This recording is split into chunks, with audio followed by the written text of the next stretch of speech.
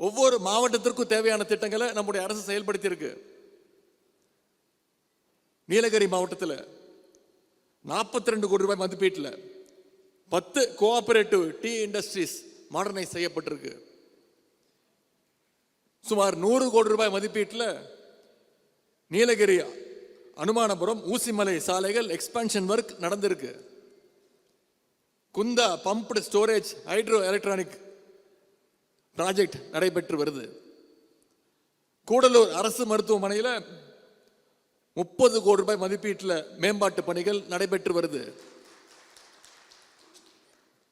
3 கோடி ரூபாய் மதிப்பீட்டில் ஒலிம்பிக் அகாடமி நீலகிரியில் அந்த பணிகள் நடைபெற்று வருது.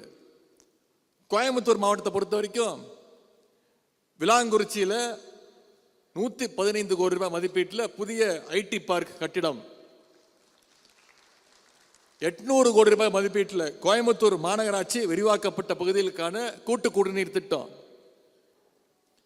கோயம்புத்தூர் குறிச்சியில் தொழிலாளர்கள் தங்குகின்ற விடுதி லேபரர்ஸ் ஹாஸ்டல், சூலூரில் ஏரோஸ்பேஸ் டிஃபென்ஸ் பார்க்,